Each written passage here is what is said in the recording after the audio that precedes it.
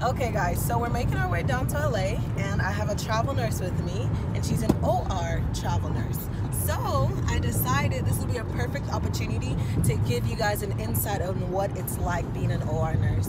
Sorry for the lighting, blame the sun, but she's gonna answer some questions. I don't do the most, but I do a lot. I'ma make a toast, cause we still alive.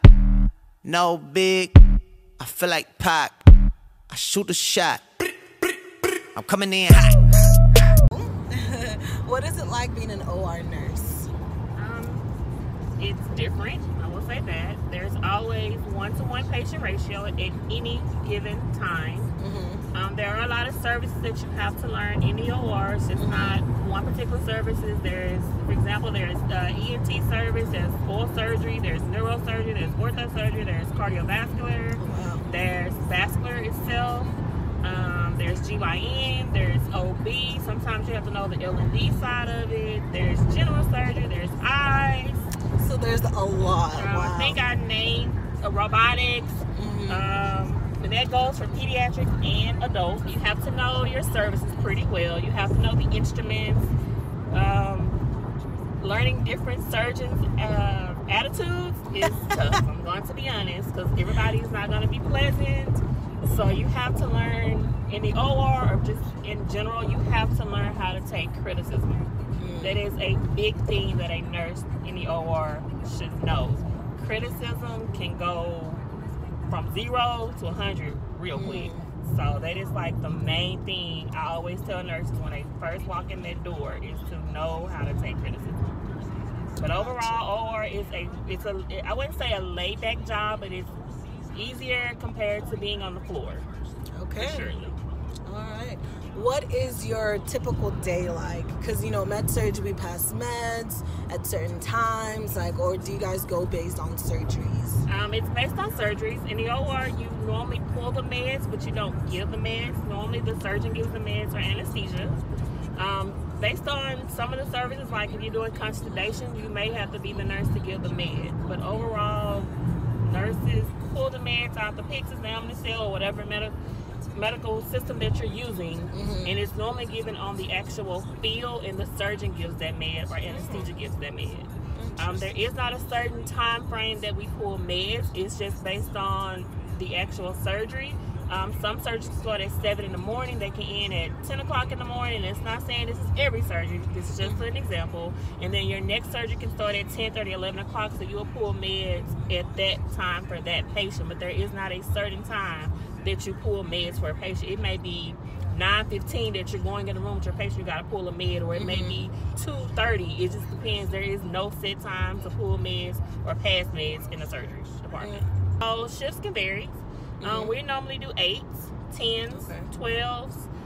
It could be a 7 to 7, a 9 to 9, a 11 to 11, or a 6:30 to 3, 7 to 5. But there,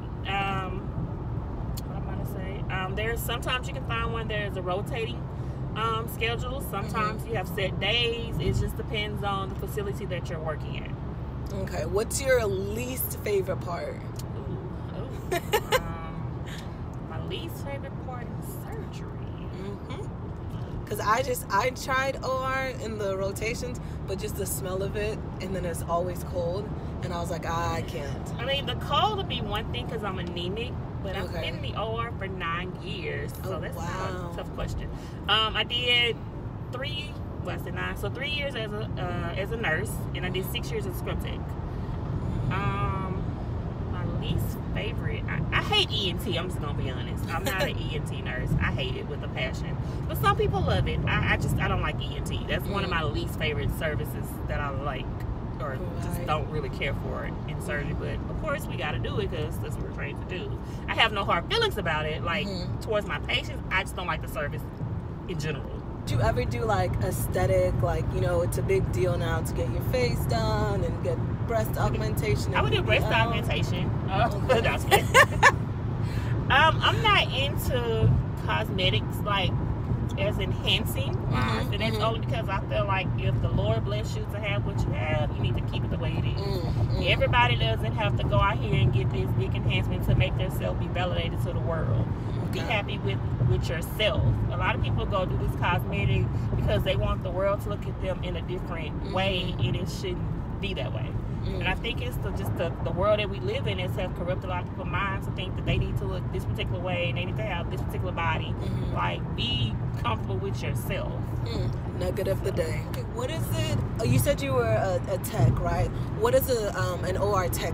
What do they do? So the OR tech helps the surgeon, of course, doing the surgery. They open the room. They prepare the room for the surgery. Let's start there first.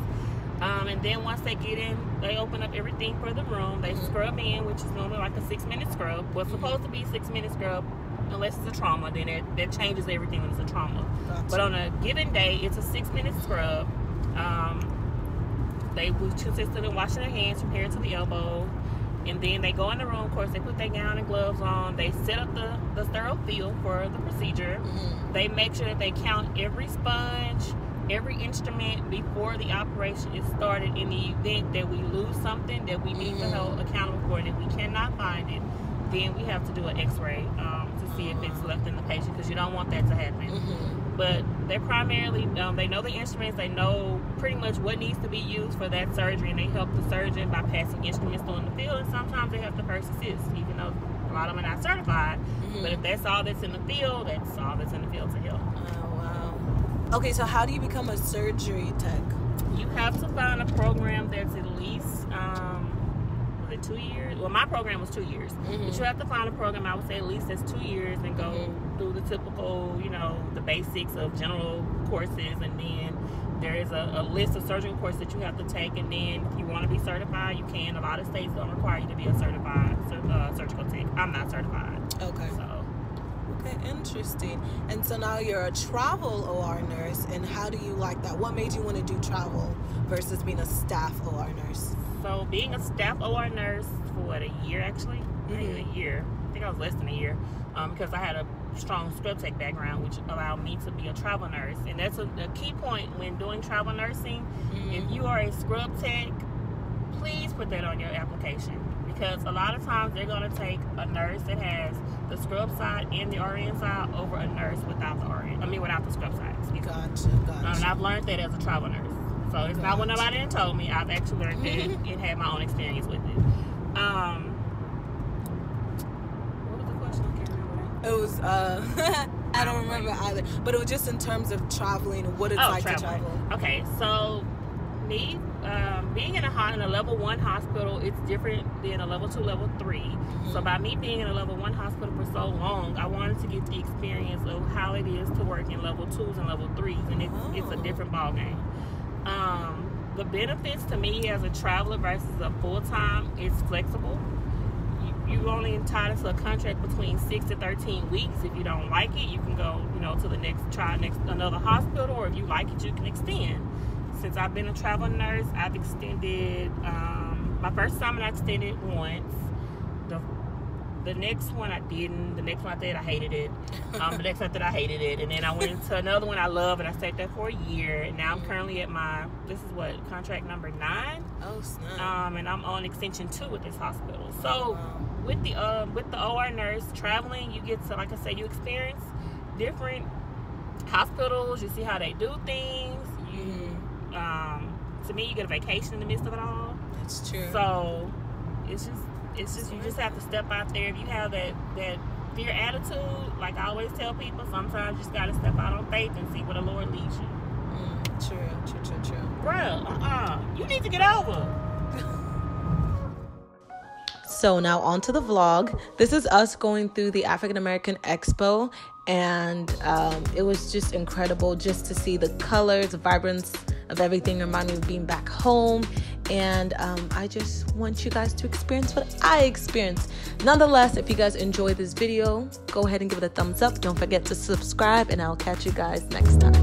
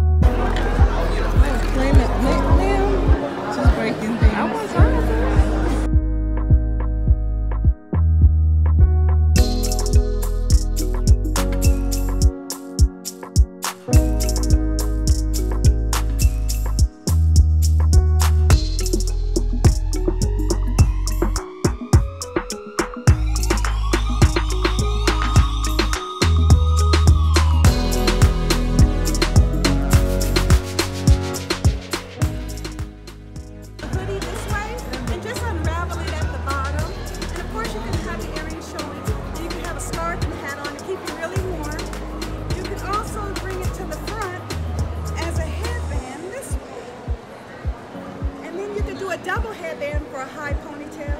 You can pull it back, and this is where how you can sleep in it at night. So you can also tuck it in. And you can put another one on. Tuck it under. And then you put a second one on like as a headband, and you can mix and match colors. You can do purple and gold for the Lakers, red, white, and blue. And this is works as a little cap. And then you can also do a little bun at the front. And all you do is you just pull this up. You just pull this up, and then you do it. Take my money. And then that's a little bun. Take my money. Yeah, and you can do the same thing on the bottom too. It's just, all you do is just scrunch it in there. You just scrunch it in there. Ready. And there you go. It's really easy. Thank You're you welcome. so much. You're welcome. And then you can also